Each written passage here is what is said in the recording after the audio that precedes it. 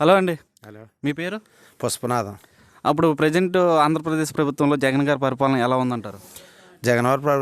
జగన్ గారు ప్రభుత్వం అయితే ప్రస్తుతానికి అయితే బాగానే ఉంది. ఆ, అంటే ప్రస్తుతం బాగుందంటే మీకు సంక్షేమ పరంగా ఎలా ఉంది? ఏమేమి పథకాలు వస్తున్నాయి? సంక్షేమ పథకాలంటే అన్ని పథకాలు వస్తున్నాయి. రైతు భరోసా కానీ, తర్వాత అమ్మఒడి కానీ, నెక్స్ట్ ఏంటంటే ఆ, ఇదేంటిది 45 సంవత్సరాల వయసు డబ్బులు కానీ, పెన్షన్లు కానీ అన్నీ కూడా బాగా అందుతున్నాయి. ఆటో డబ్బులు కానీ ఈ మొత్తం అన్నీ ప్రజలకి అనుకూలంగా అందుతున్నాయి. ఓకే, సంక్షేమ పరంగా బాగుందంటున్నారు. అలాగే ఇప్పుడు మండల ఆఫీసు ప్రతి ఏ పని కావాల్సిన వచ్చినా మీరు మండల ఆఫీస్కి వెళ్ళి చేయించుకునేవారు. అలాగే ఇప్పుడు దాని ప్లేస్లో ప్రతి ఊర్లో సచివాలయ వ్యవస్థ అనేది తీసుకురావడం జరిగింది జగన్మోహన్ రెడ్డి గారు. ఆ సచివాలయ వ్యవస్థ వల్ల ప్రజలకి ఎటువంటి ఉపయోగం ఉన్నదో చెప్తారా?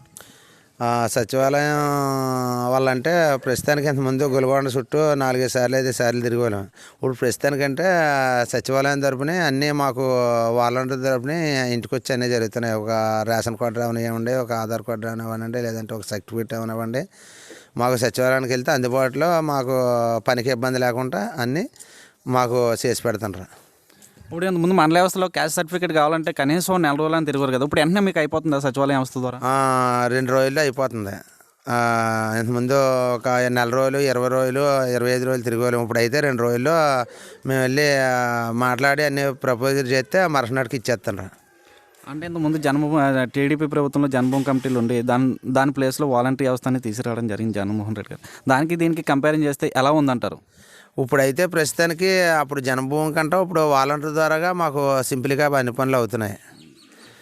అందువల్ల మాకు రైతుకి ఇబ్బంది లేకుండా అన్నీ అనసకరంగా జరుగుతున్నాయి. ప్రస్తుతానికైతే వాలంటీర్ తరపున మాకు అన్నీ అనసకరంగా జరగడం అవుతుంది. ఆయన పెట్టింది జరిపేది అన్నీ మాకు సంతృప్తిగా, రైతుకి ఇబ్బంది లేకుండా అన్నీ మాకు అందుబాటులోకి వస్తున్నాయి.